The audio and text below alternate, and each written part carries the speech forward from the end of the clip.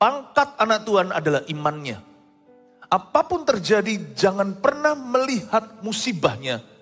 Lihatlah penyertaan dan janji Allah. Setiap interupsi di dalam hidup kita, misalnya bulan ke-6 kita yang gak tentu bulan Juni ya kan. Ingatlah bahwa Tuhan sudah tahu sebelumnya hal itu akan menimpamu. Jangan panik karena Tuhanmu tidak pernah panikan. Sekalipun jikalau saya beranikan diri berkata demikian, perkara yang terjadi itu karena salah Anda atau salah saya, Tuhan pun tidak gugup menghadapinya.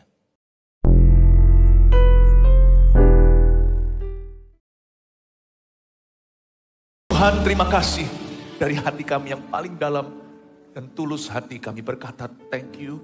Engkau datang untuk menyelamatkan dunia dan kami dahulu yang diselamatkan sebelum orang lain yang masih tersesat hari ini. Kami menjadi nama-nama pertama yang ditulis dalam kitab kehidupan. Terima kasih Engkau mengingat kami.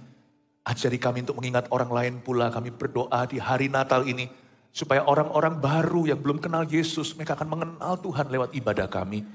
Dan orang-orang lama yang telah lari dari hadirat Tuhan. Yang sudah mundur kerohanian supaya bisa kembali.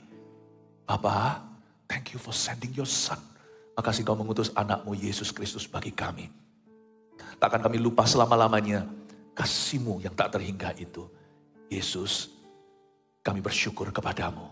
Sampaikan sabda-Mu ya Tuhan Yesus, firman-Mu. Kami mau mendengarkannya. Urapi hamba-hamba-Mu yang menyampaikannya. Sembunyikan di balik salib-Mu selalu. Di dalam nama Tuhan Yesus, haleluya. Yang percaya katakan, amin. Berikan tepuk tangan untuk Tuhan. Sebelum Anda duduk, coba lihat kanan kiri dan katakan selamat hari Natal. Tuhan Yesus mengasihimu. Puji Tuhan. Silakan duduk sekarang. Selamat datang di ibadah perdana dari 8 kali kebaktian Natal kita hari ini. Dan besok saya menyampaikan firman melampaui palungan. Karena Yesus tidak selamanya bayi, tapi dia sekarang dibangkitkan. Jadi terimalah firman-firman ini yang akan mengenyangkan, khususnya mempersiapkan kita untuk tahun depan, yaitu visi tahun, menabur doa dan menuai sukacita. Sebagai berikut menunya, Anda bisa foto nggak apa-apa, usahakan mendengarkan semua, karena ini soal kehidupan. Ya, dan kebaktian pertama, saya beri judul doa dalam kebingungan dan menuai damai. Buka bersama dengan saya di Lukas pasal 1 ayat 26 sampai 38. Siapa di sini pernah sekali-kali bingung? Bingung akan rencana Allah. Tuhan ini maunya gimana sih? Coba jujur, siapa yang pernah bingung? Saya juga pernah bingung. Kalau kita nggak pernah bingung berarti kita maha tahu dong. Bukan hanya Tuhan, kadang-kadang kita mempertanyakan kehidupan. Aku ini mau dibawa kemana dalam hidup ini? Kenapa yang aku usahakan sejauh ini kok banyak gagalnya? Kenapa aku jatuh bangun? Kita pasti pernah kebingungan. Kebingungan juga bisa terjadi saat-saat kita merasa Tuhan kok diam saja. Apalagi ketika melihat kita sengsara atau dalam penderitaan. Di mana Engkau Tuhan? Where are you when I need you the most? Di manakah Engkau ketika aku paling membutuhkanmu? Just because He's quiet. Hanya karena Dia diam saja bukan berarti Dia tidak ada. Ketahuilah bahwa aku adalah Allah. Diamlah dan ketahuilah bahwa aku adalah Tuhan. Tuhan itu gak pernah meninggalkan anak-anaknya. Dan saya akan ajak kita untuk menelusuri satu cerita bagaimana seorang wanita bernama Maria pasti kebingungan luar biasa. Dan bukan hanya itu, kalau kita tahu background story-nya, dia juga dalam bahaya. Zaman itu ada satu hukum religi. Kalau seorang perawan hamil sebelum dia nikah, dia harus dirajam menurut hukum Musa. Mari kita baca sekarang. Lukas 1 ayat 26 dulu. Pemberitahuan tentang kelahiran Yesus. Dalam bulan yang ke-6 Allah menyuruh malaikat Gabriel pergi ke sebuah kota di Galilea bernama Nazaret. Kepada seorang perawan yang bertunangan dengan seorang bernama Yusuf dari keluarga Daud. Nama perawan itu Maria. Ketika malaikat itu masuk ke rumah Maria, ia berkata, "Salam hai engkau yang dikaruniai. Tuhan menyertai engkau." Maria terkejut mendengar perkataan itu. Lalu bertanya di dalam hatinya, apakah arti salam itu? Kata malaikat itu kepadanya, "Jangan takut hai Maria, sebab engkau beroleh kasih karunia di hadapan Allah. Sesungguhnya engkau akan mengandung dan akan melahirkan seorang anak laki-laki, dan hendaklah engkau menamai dia Yesus. Ia akan menjadi besar dan akan disebut anak Allah yang maha tinggi, dan Tuhan Allah akan mengaruniakan kepadanya tahta Daud, bapa leluhurnya. Dan ia akan menjadi raja atas kaum keturunan Yakub sampai selama-lamanya, dan kerajaannya tidak akan berkesudahan." Ayat 34. Kata Maria, Cengli sekali, masuk akal. Kata Maria kepada malaikat itu, bagaimanakah hal itu mungkin terjadi karena aku belum bersuami? Jawab malaikat itu kepadanya, Roh Kudus akan turun atasmu dan kuasa Allah yang Maha Tinggi akan menaungi engkau. Sebab itu anak yang kau lahirkan itu akan disebut kudus, anak Allah. Dan sesungguhnya Elisabeth, sanakmu itu, ia pun sedang mengandung seorang anak laki-laki pada hari tuanya. Dan inilah bulan yang keenam bagi dia, yang disebut mandul itu. Sebab bagi Allah tidak ada yang mustahil. Kata Maria, sesungguhnya aku ini adalah hamba Tuhan. Jadilah padaku menurut perkataanmu itu. Lalu malaikat itu meninggalkan dia. Bagaimana kita sepatutnya berdoa saat kita bingung sesuatu? Atau saat kita bingung sama sekali? Justru jangan mundur dari Tuhan waktu Anda tidak menemukan jawaban. Sebab Tuhan itu kebenaran. Ada tidak ada jawaban, tinggallah dalam kebenaran. Berapa banyak orang Kristen meninggalkan Tuhan? Ceritanya begini, suatu hari dia berdoa, tidak kunjung dapat jawaban. Lalu dia hengkang. Dialah kehidupan. Kalau kita mau hidup dan masih hidup, jangan pernah tinggalkan Tuhan. Bahkan di dalam nama kebingungan. Jangan mengatasnamakan kebingungan lalu Anda meninggalkan Tuhan. Jikalau di sini ada jiwa-jiwa lama yang dahulu pernah aktif, lalu Anda mengalami 1-2 trauma atau dikecewakan oleh manusia. Jangan ikut-ikut lalu kecewa sama Tuhan. Orang adalah orang, Tuhan adalah Tuhan. Anda di pihak siapa? Di pihak manusia atau di pihak Allah? Hari itu sesuatu terjadi pada Maria. Tepatnya dalam bulan ke-6, Allah menyuruh malaikat Gabriel pergi ke sebuah kota di Galilea bernama Nazaret. Dalam bulan yang ke-6, Alkitab itu spesifik ya, Alkitab itu detail.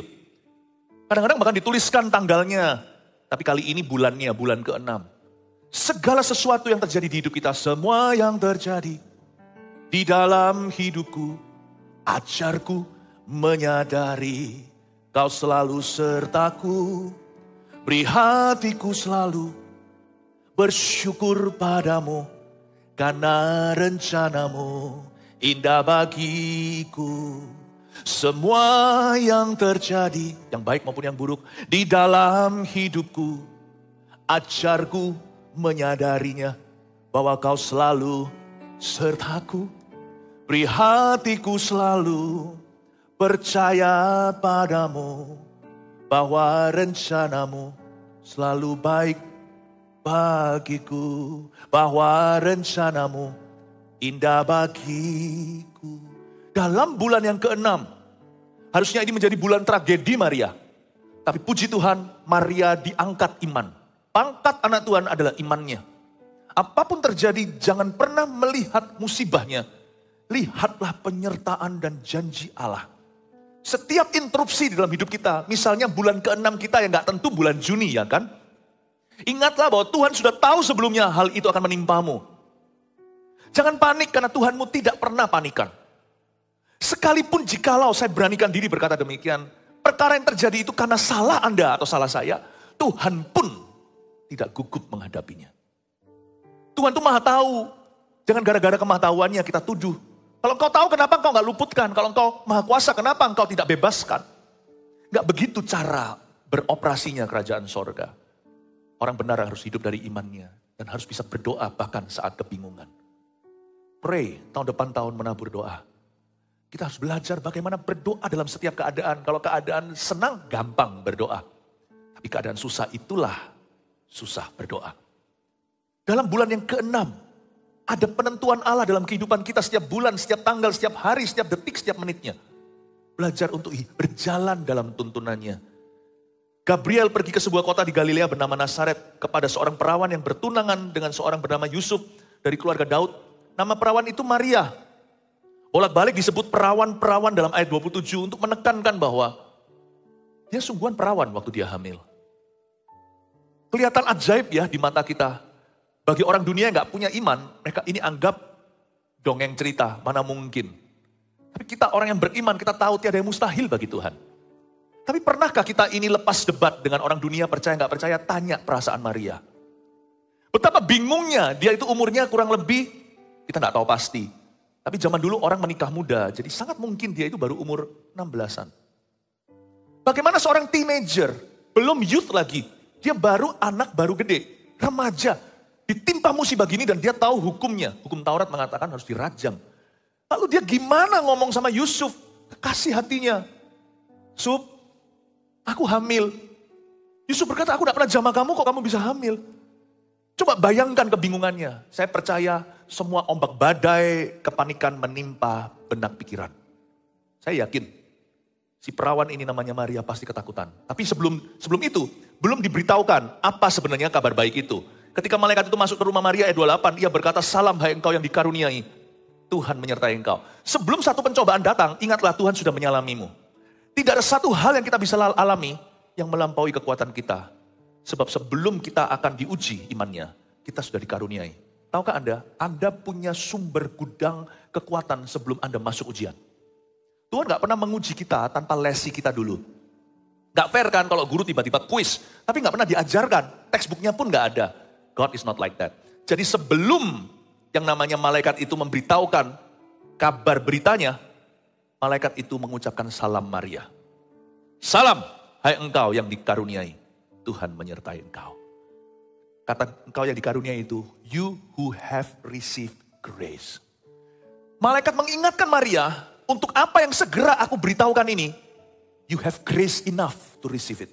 Kamu punya kasih karunia yang cukup untuk menghadapinya. Ingatlah bahwa statusmu itu sudah dikaruniai oleh Allah. Di mata Tuhan kau sudah diindahkan. Apapun yang kau perlukan, rasa takut dan sebagainya, sudah ada vaksinasinya. Tahukah Alkitab dari Kejadian sampai Wahyu, kata jangan takut, perjanjian lama, perjanjian baru, ada 365 kali diucapkan. Sebelum kita menginjakkan kaki ke Happy New Year 2023, sadarilah bahwa tiap hari Tuhan sudah netralkan rasa takutmu. Sudah ada kasih karunia untuk menyertaimu dalam waktu suka, kasih karunia untuk menyertaimu dalam waktu duka. Waktu suka kasih karunia itu membantumu untuk tidak lupa Allah. Tidak seperti 9 orang kusta yang tidak kembali lagi setelah sembuh. Tetapi untuk masa-masa dukamu, Tuhan sudah sertakan kasih karunia cukup untuk melalui lembah-lembah ujian imanmu. Kadang-kadang Tuhan luputkan kita sama sekali dari penderitaan. Tuhan luputkan, tapi terkadang Tuhan tidak meluputkannya, tapi Tuhan menyertai kita agar kita tabah melalui lembah apapun juga. Pokoknya saya tahu, next year tahun depan ini, every day, satu hari demi satu hari, tiap hariku tahun depan ini, sudah ada Tuhan berjalan di depan. Saya tidak takut bahaya, sebab Tuhan beserta tongkat dan gadanya menyertai kita. Haleluya, kasih tepuk tangan untuk Tuhan. Saya suka sekali, Salam Maria ini bukanlah sebuah doa yang patut kita panjatkan secara hafalan. Salam Maria ini mengingatkan kita sebuah kebenaran bahwa sebelum Maria harus menghadapi sesuatu yang besar ini, dia sudah dikaruniai kekuatan untuk menghadapinya. Salah satu karunia Tuhan itu terjadi cukup jauh, berapa mil jauhnya. Berupa seorang sepupu jauh. Usianya seperti tantenya. Tuhan sudah memberi karunia pada Maria. Karena sebelum dia masuk ke dalam tantangan, ada orang lain yang sudah mengalaminya. Sama namun berbeda. Jangan pernah mengira bahwa problema yang Anda hadapi itu satu-satunya di seluruh bumi. Di dalam gereja kita ada orang yang pernah mengalami itu. Mirip sih. Gak ada orang yang punya masalah yang sama seperti sidik jari kita berbeda. Tapi sudah ada orang yang mendahuluimu. Setiap kita dalam masalah sudah ada pendahuluannya. Orang lain yang mengalaminya dan mereka sudah keluar dan mereka sudah menang. Dan Tuhan selalu sertakan karunia ini juga. Sementara kita mengalami pencobaan, ada orang lain, kerabat rohani kita, yang bersama-sama mengalaminya. Tahukah Anda tidak pernah diizinkan menjadi yatim piatu rohani? Tidak pernah satu orang pun di antara kita itu diizinkan untuk mengalami apapun sendirian. We are in a kingdom. Kita ini berada dalam satu kerajaan. Kerajaan itu lebih dari 1-2 orang. Sadarkah Anda, orang Kristen tidak boleh mengasihani diri sendiri. Orang Kristen tidak boleh melihat musibahnya. Tidak boleh melihat penderitaannya. Orang Kristen harus bisa melihat rancangan Allah di balik semuanya itu. Kamu dikaruniai. Dia belum tahu. Mari kita sekarang dengarkan malaikat break the news. Ayat 29, Maria terkejut mendengar perkataan itu, lalu bertanya dalam hatinya, apakah arti salam itu? Apa maksudnya ya? Aku dikaruniai. Kata malaikat itu kepadanya, jangan takut hai Maria, sebab engkau beroleh kasih karunia di hadapan Allah. Diulang lagi. Malaikat ngerti, hati perawan ini rawan, hati perawan ini, hati wanita ini perlu dilindungi. Makanya malaikat ngomong lagi, jangan takut. Bayangin kalau kita diberitahu, aku ada sebuah kabar untuk kamu, terserah. Menurut kamu kabar baik atau kabar buruk tergantung cara pandangmu. Bro, jangan takut ya. Tambah takut gak kita digituin? Aku punya kabar untuk kamu. Jangan takut tapi ya. Jangan takut ya. Tambah takut gak? Tapi kalau malaikat atas nama Tuhan mengucapkan jangan takut sungguhan. Karena Tuhan tidak pernah berdusta. Kalau manusia bisa memberi harapan palsu. Tuhan gak pernah kasih kita anestesi atau obat bius. Kalau Tuhan bilang jangan takut, jangan takut. Kalau Tuhan berkata takutlah, maka takutlah. Takutlah akan Allah contohnya. Malaikat berkata jangan takut ya. I'm about to break the greatest news. Aku akan memberitahu kepadamu kabar yang paling besar. Jangan jadi kabar buruk. Kalau hatimu takut, semua kabar baik jadi kabar buruk. Tapi kalau hatimu beriman, kabar buruk pun jadi kabar baik. Jangan takut ya, divaksinasi sekali lagi. 2 kali dia berkata kau dikaruniai sebab engkau beroleh kasih karunia di hadapan Allah. Luar biasa Tuhan kasih boosternya. Sesungguhnya engkau akan mengandung dan akan melahirkan seorang anak laki-laki dan hendaklah engkau menamai dia Yesus. Ayat 32, pingsanlah Maria. Enggak ya. Enggak ada ayatnya pingsanlah Maria. Waktu ayat 31, malaikat memberitahu kamu akan mengandung. Orang Malaysia katakan alamak. Dan akan melahirkan seorang anak. Seorang anak laki-laki dan hendaklah engkau menamai dia Yesus. Ia akan menjadi besar dan akan disebut anak Allah yang maha tinggi. Dan Tuhan Allah akan mengaruniakan kepadanya tahta Daud, bapa leluhurnya. Seketika itu mungkin waktu Maria masih bicara sama malaikat, mungkin dia mulai ngelamun. Pandangannya mulai tidak fokus. Aku mengandung. Lalu mungkin ya, saya imajinasi. Ayat 32 itu malaikatnya lambai-lambaikan tangannya di depan mata. Maria, hei. Tapi ia akan menjadi besar dan akan disebut anak Allah yang maha tinggi. What do you see?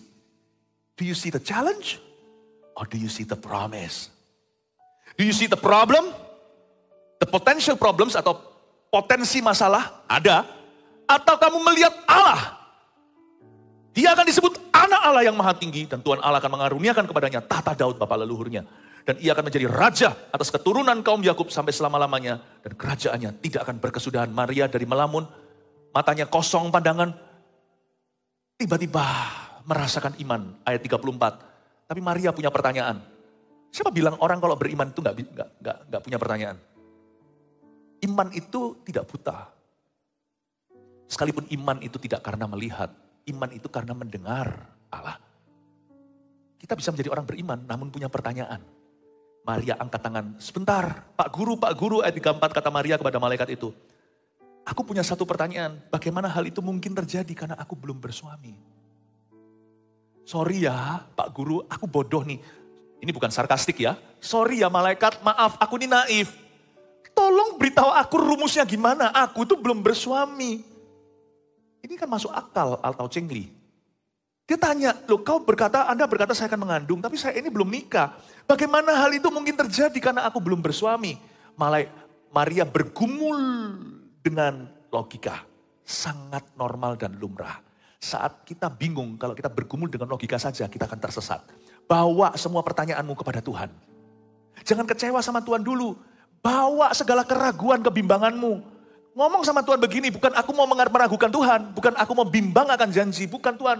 Tapi tolong ajari dengan senang hati, Tuhan itu akan mengajarimu. Karena Tuhan itu lemah lembut dan rendah hati. Tuhan itu gak main marah-marah. Hai kamu yang kurang beriman. Kalau kita itu datang letih lesu berbeban, salah satu bentuk beban berat dalam jiwa adalah kebimbangan, keraguan, pertanyaan. We have so many questions. Kita datang pada Tuhan. Kalau kita bawa pertanyaan kita pada Tuhan, dan kita rindu dengar-dengaran, dan hati kita mudah diajar, kita akan dibawa Roh Kudus masuk kepada kebenaran. Tapi kesalahan orang bukannya dia itu membawa pertanyaannya kepada Tuhan. Kesalahan banyak kita adalah mempertanyakan Tuhan. Beda loh. Do ask God, but do not question God. Silakan monggo silakan bawa pertanyaan. Silakan tanya pada Tuhan kalau ada sesuatu gak jelas. Kecuali kalau pertanyaan kita adalah untuk mencobai Tuhan. Kalau memang Tuhan itu betul, kenapa dinosaurus berapa juta tahun? Iya, kayak anak kecil aja. Kalau kita tanyanya itu hanya karena penasaran atau curiosity, kita tanyanya itu pada Tuhan itu untuk mencobai. Pertanyaan-pertanyaan yang sifatnya bukan sesuatu yang kita butuhkan, tapi sesuatu yang kita cari-cari. Yang pertanyaan seperti itu gak akan berkenan, percayalah saya. Gak akan dapat jawabannya. Kalau kita mau selidiki seluruh Alkitab dulu, baru kita percaya sama Tuhan, kemungkinan besar kita gak akan percaya berakhir Farisi dan ahli Taurat. Membawa pertanyaan pada Tuhan itu tricky. Tergantung motivasi. Tidak semua pertanyaan akan dijawab Tuhan. Dan kalau kita mempertanyakan Tuhan apalagi. Sebagian kita itu frustrasi rohani mau tahu kenapa. Karena kita memberhalakan satu pertanyaan, why atau mengapa. Nah pertanyaan why tidak selalu dijawab Tuhan, kadang-kadang dijawab oleh Tuhan. Tapi kalau kita mau tahu semua why dulu, segala sesuatu yang bersifat, segala pertanyaan yang lebih ke arah kenapa atau mengapa, kalau kita mau tanya yang itu baru puas, kita tidak akan pernah menemukan jawabannya. Maria tidak tanya why, mengapa? Dia tanya how, bagaimana. Dia nggak mempertanyakan kebijakan Tuhan lewat malaikatnya. Dia hanya minta edukasi lebih, dia minta agar dia diberikan pendidikan. Dikasih ekstrakurikuler les privat sama malaikat. Please teach me how. Yang gini Yesus selalu menjawab. Tuhan Allah kita selalu berkenan untuk menjawabnya. Seperti seorang ayah yang berdoa kepada Tuhan waktu Tuhan Yesus jalan. Tuhan kalau engkau bisa lakukan sesuatu, sembuhkan anakku. Lalu Tuhan menoleh ke dia dan berkata, kalau engkau bisa, ya ada mustahil bagi orang percaya. Langsung dia tertemplak. Dia tertegur dan tersindir oleh perkataan Yesus. Langsung dia merendahkan hatinya. Dia berkata, maksudku bukan mempertanyakan Tuhan, bisa atau gak bisa, maafkan aku Tuhan, aku orang yang kurang beriman. Aku percaya, tolong aku yang kurang percaya ini. Lalu Tuhan ajari dia. Kalau kita rendah hati datang pada Tuhan membawa pertanyaan kita, Tuhan selalu jawab kok. Salah satu wujud beban dalam jiwa adalah pertanyaan yang tidak kunjung terjawab dalam hidup ini. Tapi kalau bingungmu itu karena mengejar jawaban pertanyaan mengapa, good luck, God will not answer you. Karena kita main-main dengan kedaulatannya. Kita coba untuk obok-obok kedaulatan Tuhan. Kadang-kadang kita bukan karena Tuhan tidak mau memberi jawaban, kita nggak ready untuk jawabannya. Kita nggak akan siap untuk menerima jawaban. Karena hati kita di posisi yang salah. Tapi Maria tidak mempertanyakan Allah. Maria membawa sebuah pertanyaan yang masuk akal. Bagaimana hal itu bisa terjadi ya Tuhan, karena aku belum bersuami. Jawab malaikat itu kepadanya, lihat, Roh Kudus akan turun atasmu. Dan kuasa Allah yang maha tinggi akan menaungi engkau. Sebab itu anak yang akan kau lahirkan itu akan disebut kudus anak Allah. Malaikat straight to the point. Dia tidak bertele-tele menjawabnya. Roh Kudus yang akan melakukannya. Roh Kudus yang akan turun atasmu. Remember church, ingatlah jemaat. Apapun yang mustahil di mata manusia, kalau itu kejadian di hidupmu tahun depan, itu selalu dimulai dengan Roh Kudus turun ke atas hidupmu. Makanya segala sesuatu harus dimulai dengan doa. Segala sesuatu harus mulai dengan doa. Karena doalah persekutuan intim kita dengan Roh Allah. Ayat 36. Dan sesungguhnya Elisabet sanakmu itu, ia pun sedang mengandung seorang anak laki-laki pada hari tuanya. Dan inilah bulan yang ke-6 bagi dia yang disebut mandul itu. Sebab bagi Allah tidak ada yang mustahil. Tunggu sebentar. Ternyata Elisabet, sepupu jauh Maria yang usianya sudah seperti tantenya. Mungkin usianya sudah umur 70 kali. Mengandung 6 bulan anak pertama. Memasuki semester terakhir kehamilan. Maria diberitahu malaikat. Hei, kamu tidak perlu bergumul sendiri. Ada satu orang yang hamil tapi dia bukan perawan. Sama mustahilnya karena dia sudah umur 70-an. Roh Kudus beri kekuatan kepada suami istri itu, yaitu Zakaria dan Elisabet, untuk melahirkan anak pertama kalinya. Pernah kamu dengar orang umur 70 melahirkan bayi sehat? Atau hamil sama sekali? Ini dia. Maria berbunga-bunga. So I'm not alone ya Tuhan, aku tidak sendirian. Enggak pernah aku izinkan seseorang dalam misi hidup dari Tuhan sendirian. Selalu Tuhan itu sertakan teman, rekan, sepenanggungan, bukan menanggung penderitaan, menanggung kemuliaan. Tuhan tidak pernah memberikan visi atas hidupmu dan Anda sendiri di dalam visi itu. Allah selalu memberikan teman-teman visi dalam hidupmu. Besi menajamkan besi, manusia dari Allah menajamkan sesamanya. Ingat Bapak Ibu Saudara, tidak boleh ada satupun di antara kita tahun depan merasa lonely atau sendiri. Gak boleh ada di sini yang mengasihani diri sendiri. Gak perlu tuh. Karena seberat-berat Maria harus hadapi. Dan sebesar itu glory yang harus dia tanggung dalam hidupnya. Dia berkata, aku sudah memberikan mujizat yang sama kepada cousinmu. Nanti Yesus yang dilahirkan itu, dia juga gak mulai dari nol. Nanti older cousinnya, second cousin berarti sepupu lebih jauh. Yesus dan Yohanes Pembaptis itu kerabat. Yohanes Pembaptis 6 bulan lebih tua dari Yesus, setengah tahun lebih dewasa. Dia akan mempersiapkan jalan. Even anak Allah, Yesus Kristus pun tidak dibiarkan babat Allah sendirian. Jadi waktu Anda bingung, jangan cari orang yang sama-sama bingung. Carilah orang-orang yang pernah bingung, tapi mereka sudah menang.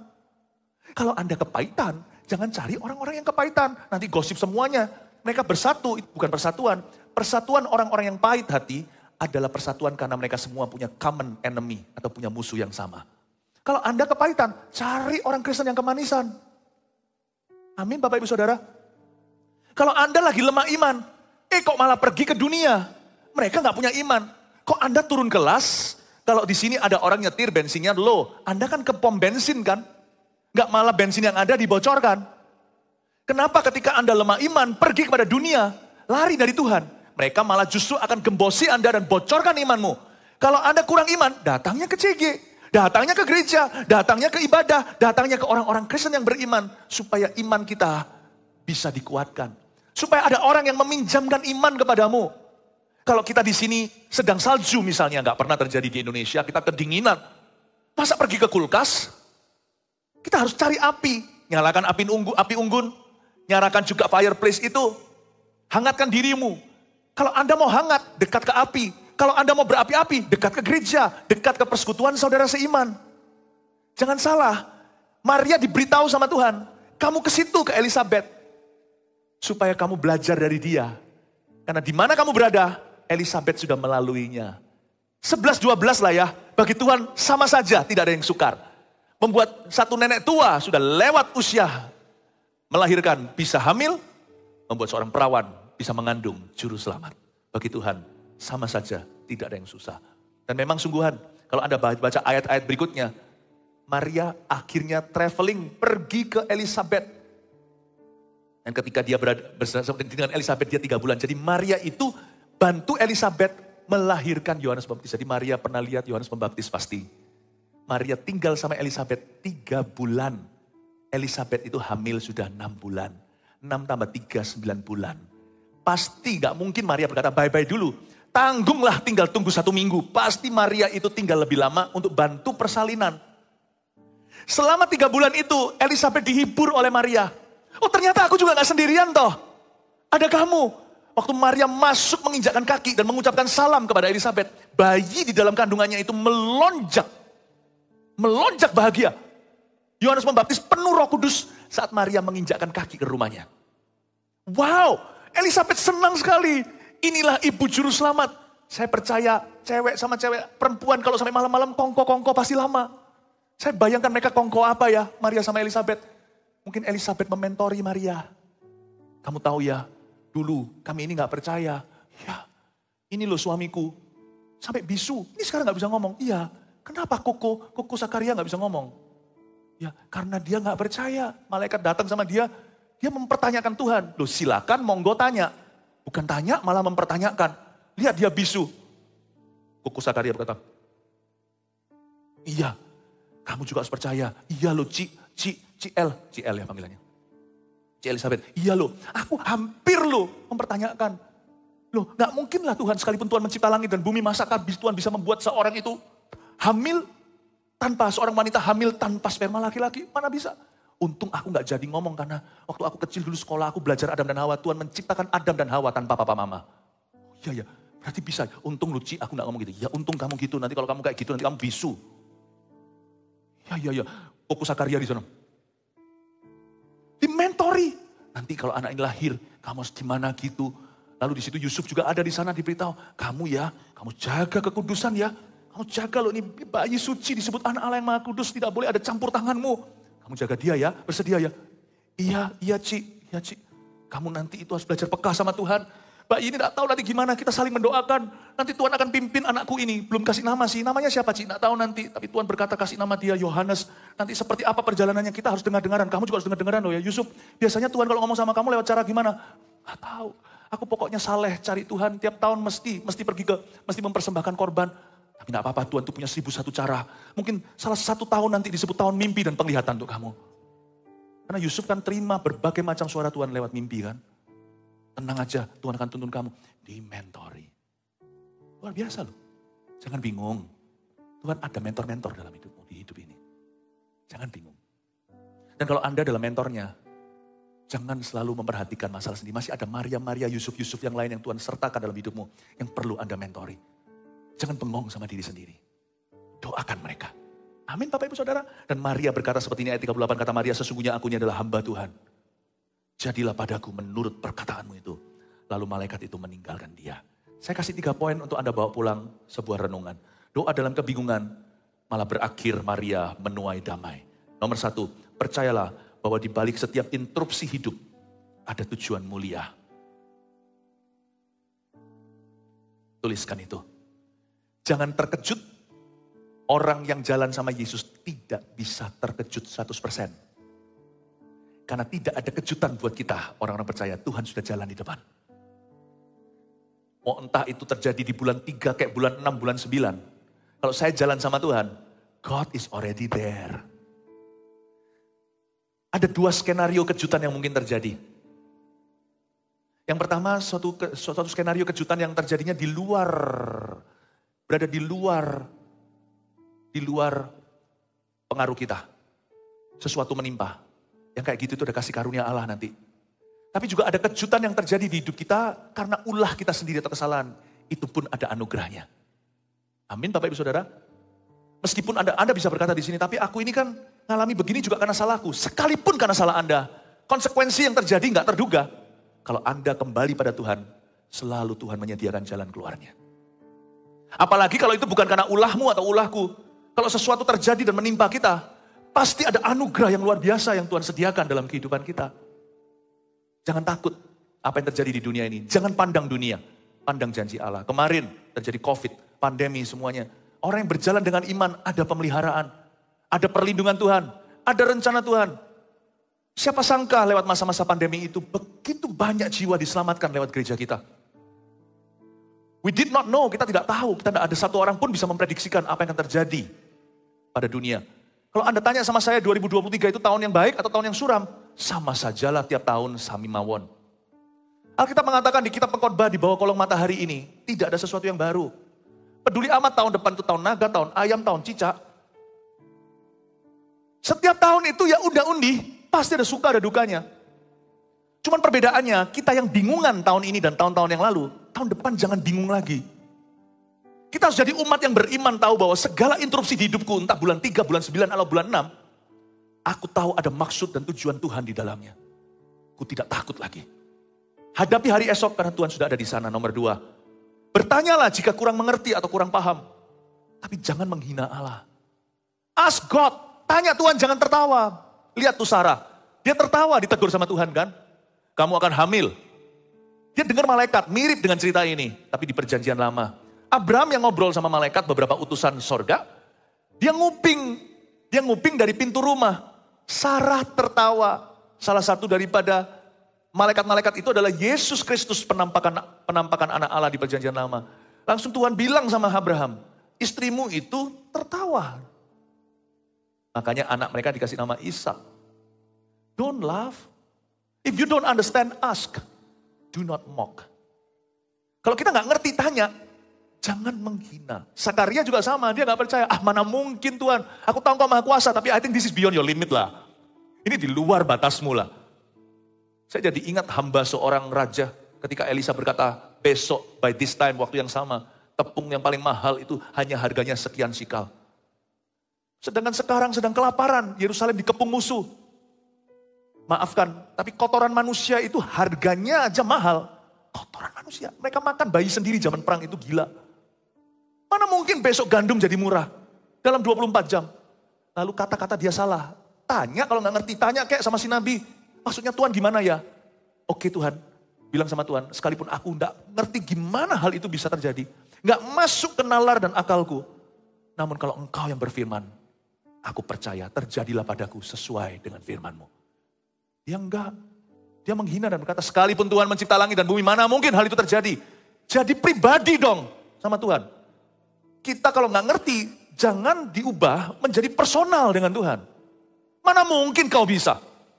Mana mungkin? Gak masuk akal tuh firman. Never do that. Do not point. Jangan sampai menuju ke sorga dalam ketidakpercayaan. Sebab tanpa iman, kau tidak bisa berkenan. Kalau kita kurang iman, minta iman sama Tuhan. Kurang ngerti, tanya sama Tuhan. Untungnya Maria tanya, bagaimana hal itu mungkin terjadi? Tolong aku ini diberikan edukasi. Didik aku yang kurang ngerti. Kalau kita ada sesuatu yang kurang paham, bertanyalah. tapi jangan pernah menghina Allah. Amin Bapak Ibu Saudara? Bukannya tambah clear, nanti tambah bingung kalau kita menghina Tuhan. Yang ketiga, berdoalah dalam Roh Kudus hingga hati menang dan damai sejahtera. Kalau Anda ragu, bingung, kalau lagi bingung, saya kasih satu alamat. Masuklah ke kloset doamu sendiri. Sekalipun jika kloset doa itu misalnya kalau Anda lagi bepergian, kamar cuma satu, hotel, suami, istri, anak, masuklah ke WC. Tutuplah itu pintu toiletnya. Berlututlah di sana atau di sebelah bathtubnya. Masuklah ke pintu, tutup di belakangmu. Berdoalah hingga hatimu berserah. Sampai bisa bilang seperti ini kayak Maria. Ya Tuhan, ya wis, ya sudah. Kalau engkau berfirman, terjadilah sesuai dengan firmanmu. Aku kan cuma hambamu. Kalau bingung, jangan malah justru menyebarkan kebingungan. Kalau kita lagi ragu atau bimbang, jangan keluar dari rumah. Malah justru haha, hihi, haha. Malah menyebar kekeruhan. Kalau Anda lagi bingung, masuk ke ruang doamu. Berdoa di dalam Roh Kudus, yang bisa bahasa roh itu keuntungan. Bangunlah dirimu di atas dasar imanmu yang paling suci dengan berdoa di dalam roh. Kata firman Tuhan di perjanjian baru. Kalau saya lagi bingung, saya komat kamit berbahasa lidah sampai hati saya plong. Saya tidak keluar dari ruang doaku. Sampai hati saya berserah, sampai hati saya menang, sampai hati saya damai sejahtera. Hari itu Maria tidak mengizinkan malaikat itu pergi. Sampai kalimat ini, sesungguhnya aku ini adalah hamba Tuhan, jadilah padaku menurut perkataanmu itu. Lalu malaikat itu meninggalkan dia. Do not leave God's presence when you are confused. Waktu Anda bingung, jangan tinggalkan hadirat Allah sampai hatimu tembus dan menang. Puji Tuhan untuk bahasa lidah. Bahasa lidah adalah doa yang paling ampuh saat kita kebingungan. Karena waktu otak kita melawan, roh kita tambah kuat. Waktu roh kita semakin kuat, lebih kuat daripada otak kita, otak jasmani kita. Biasanya ujungnya pembaharuan akal budi terjadi. Waktu kita buka firman, lebih mudah menerima dan kita dicuci bersih. Otak kita yang melawan itu akhirnya tunduk pada firman Allah. Bapak Ibu Saudara, doa dalam kebingungan dan menuai damai. Percayalah bahwa di balik setiap interupsi hidup ada tujuan mulia. Bertanyalah jika kurang mengerti, tapi jangan menghina Allah. Berdoalah dalam Roh Kudus hingga hati menang dan damai sejahtera. Mari kita semua bangkit berdiri. Tuhan Yesus memberkati.